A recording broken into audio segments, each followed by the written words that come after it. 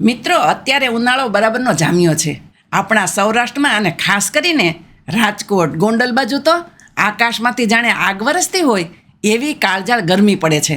બપોરે તો જાણે રસ્તાઓ સુનસામ થઈ જાય છે. આવી ભયંકર ગરમીમાં આપણે બહારથી તો એસી કે પંખા નીચે બેસીને બચી જઈએ છીએ, પણ શરીરની અંદરની ગરમીનું શું? આખો દિવસ જો તમે કોમ્પ્યુટર પર કામ કરતા હોય અને એકદમ બેઠાડું જીવન હોય તો શરીરની ગરમી બમણી થઈ જાય છે. પેટમાં બળતરા થવી, હાથ પગના તળિયા બળવા, મોઢામાં ચાંદા પડવા, પેશાબમાં પીળાશ આવવી કે આંખો બળવી, આ બધું શરીરમાં પિત્ત એટલે કે ગરમી વધવાના લક્ષણો છે. આજે હું તમને 5 એવા રામબાણ અને 100% પરિણામ આપતા ઘરેલું ઉપાયો બતાવવા જઈ રહી છું, જે તમારા શરીરની ગરમીને જડમૂળથી બહાર ખેંચી લેશે. પણ હા, દરેક વસ્તુની એક રીત હોય છે. કઈ વસ્તુ કોણે ખાવી, કોણે ન ખાવી અને તેની લિમિટ શું છે તે જાણવું સૌથી વધુ જરૂરી છે. નહીંતર ફાયદાની જગ્યાએ નુકસાન પણ થઈ શકે. માટે જ આ વિડીયો પૂરો જોજો, જેથી અડધી માહિતીથી નુકસાન ન જાય. સૌથી અગત્યની વાત, ડૉક્ટર પાસે તાત્કાલિક ક્યારે જવું? ઘરેલું ઉપાયો શરૂ કરતાં પહેલાં એક અત્યંત મહત્ત્વની સાવચેતી આપવા માગું છું. આપણે ઘરેલું ઉપચાર ચોક્કસ કરવાના, પણ અમુક લક્ષણો એવા હોય છે જેમાં જરાય રાહ જોયા વિના સીધા ડૉક્ટર પાસે જવું જોઈએ. જો તમને કે ઘરના કોઈ વડીલને અચાનક 103 કે 104 ડિગ્રી જેટલો સખત તાવ આવી જાય, પરસેવો થવાનો બિલકુલ બંધ થઈ જાય અને ચામડી એકદમ સૂકીને લાલઘૂમ થઈ જાય, માથું ફાટવા માંડે, સતત ઉલટીઓ થાય, બેભાન થઈ જવાય કે ચક્કર આવવા લાગે, તો સમજી લેજો કે આ સામાન્ય ગરમી નથી, આને લૂ લાગવી કહેવાય છે. આ એક મેડિકલ ઇમરજન્સી છે. આવા સમયે ઘરેલું ઉપચારમાં સમય ન બગાડવો અને તે વ્યક્તિને તાત્કાલિક હોસ્પિટલ ભેગા કરવા. ચાલો હવે જોઈએ આપણો પહેલો અને સૌથી જૂનો ઉપાય. આ ઉપાય એવી રીતે કામ કરશે કે તમારા પેટની આગને તરત જ શાંત કરી દેશે. ઉપયોગ કરવાની રીત: રાત્રે સૂતી વખતે એક માટીના વાસણમાં કે કાચના ગ્લાસમાં 2 ચમચી મોટી વરિયાળી, જે આપણે મુખવાસમાં ખાઈએ છીએ, તે પલાળી દેવાની. સવારે ઉઠીને આ વરિયાળીને પાણી સાથે જ મિક્સરમાં કે વાટીને ક્રશ કરી લ્યો. પછી તેને ગરણીથી ગાળી લ્યો. હવે તેમાં 1 ચમચી કુંજા સાકર, એટલે કે જે ગાંગડાવાળી દેશી સાકર આવે છે ને તે, ખાંડ બિલકુલ નહીં, તે ઉમેરીને બરાબર હલાવી લ્યો. આ પાણી સવારે નરણા કોઠે એટલે કે ખાલી પેટે ઘૂંટડે ઘૂંટડે પી જવાનું છે. કોને ખાવી જોઈએ અને ફાયદા શું? જેમને પેટમાં એસિડિટી બહુ રહેતી હોય, છાતીમાં બળતરા થતી હોય, હાથ પગના તળિયામાંથી અગ્નિ નીકળતી હોય, તેમના માટે આ અમૃત છે.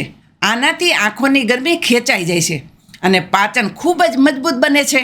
ખાવાની લિમિટ: દિવસમાં 1 થી 2 ગ્લાસ, આનાથી વધારે ન પીવું. સાવધાની એટલે કે કોણે ખાસ ન ખાવું? જે લોકોને શરદી, કફ કે સાઇનસની તકલીફ કાયમ રહેતી હોય તેમણે આ રોજ ન પીવું, કારણ કે વરિયાળી એકદમ ઠંડી હોય છે. જો તમને ડાયાબિટીસ છે તો આમાં સાકર બિલકુલ ન નાખવી, માત્ર વરિયાળીનું પાણી જ પીવું. મારો બીજો ઉપાય છે ગુંદર કતીરા. મિત્રો, શિયાળામાં આપણે જે બાવળનો ગુંદર ખાઈએ છીએ આ એ નથી, આ ગુંદર કતીરા છે, જે ખાસ ઉનાળામાં જ ખવાય છે. પંસારીની કે આયુર્વેદિક દુકાને આસાનીથી મળી જશે. ઉપયોગ કરવાની રીત: રાત્રે માત્ર 1 કે 2 નાના ટુકડા ગુંદર કતીરાને 1 ગ્લાસ પાણીમાં પલાળી દો. સવારે ઉઠશો એટલે આ ગુંદર ફૂલીને આખો ગ્લાસ ભરાઈ જશે અને એકદમ જેલી જેવો થઈ જશે. હવે આમાંથી માત્ર 1 ચમચી જેલી લેવાની.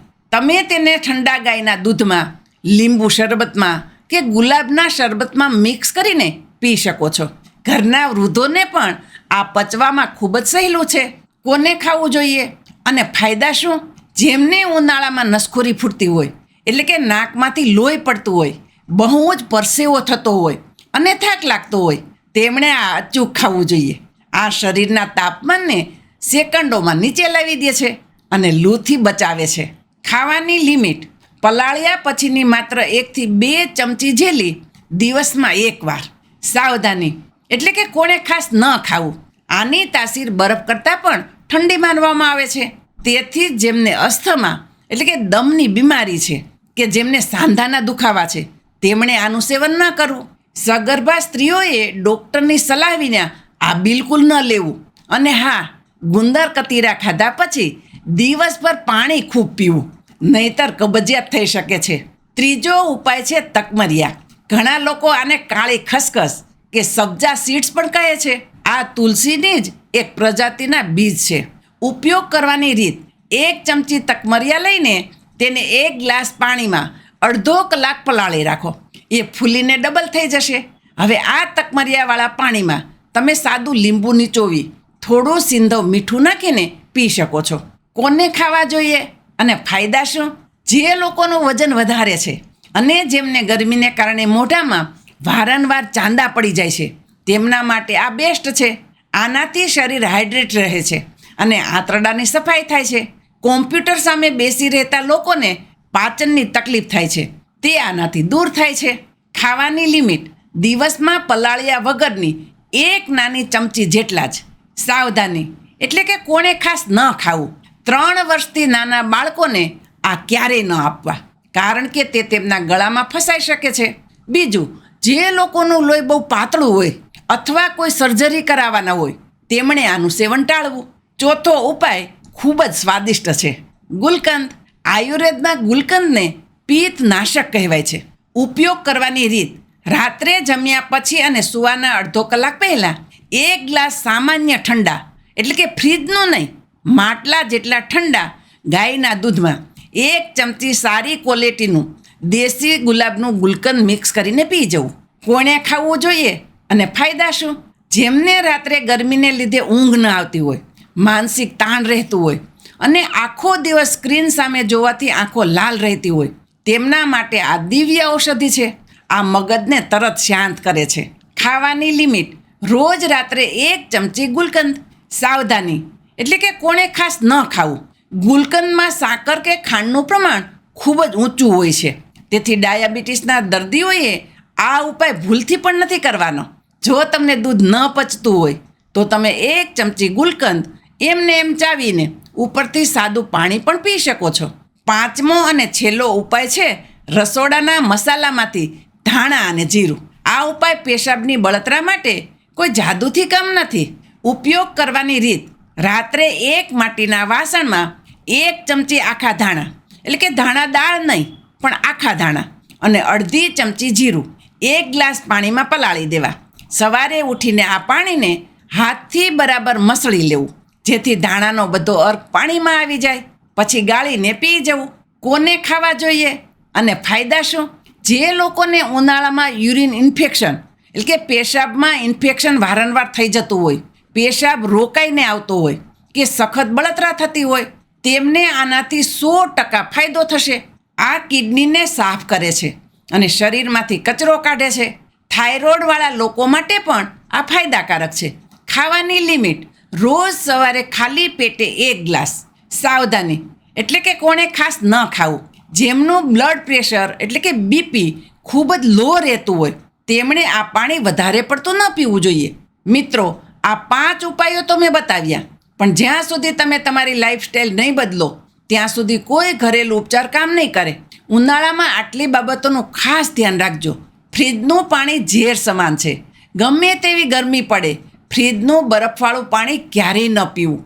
તે તમારી જઠરાગ્નિને ઠારી દે છે અને ગરમી બહાર કાઢવાને બદલે અંદરને અંદર રોકી રાખે છે. હંમેશા માટલાનું જ પાણી પીવો. ખોરાકમાં ફેરફાર: ઉનાળામાં અત્યંત તીખું, તળેલું અને ગરમ મસાલાવાળું ખાવાનું બંધ કરો. ચા કોફી: જો તમે દિવસમાં 4-5 વાર ચા પીતા હોય તો શરીરની ગરમી ક્યારેય ઓછી નહીં થાય. ચાનું પ્રમાણ સાવ નહિવત કરી દો. કપડાં: હંમેશા આછા રંગના અને સુતરાઉ કપડાં જ પહેરો. તો મિત્રો, આ હતા શરીરની ગરમીને જડમૂળથી દૂર કરવાના 5 સચોટ અને ઘરેલું ઉપાયો. આમાંથી કોઈ પણ 1-2 ઉપાય તમે તમારી અનુકૂળતા અને શરીરની તાસીર મુજબ ચાલુ કરી શકો છો. તમને પરિણામ મળશે એ મારી ગેરંટી છે. જો તમને આજની આ માહિતી ઉપયોગી લાગી હોય તો આ વિડીયોને લાઈક જરૂર કરજો અને તમારા સગા સંબંધીઓ સાથે વોટ્સએપ પર શેર કરજો, જેથી તેઓ પણ આ કાળઝાળ ગરમીથી બચી શકે.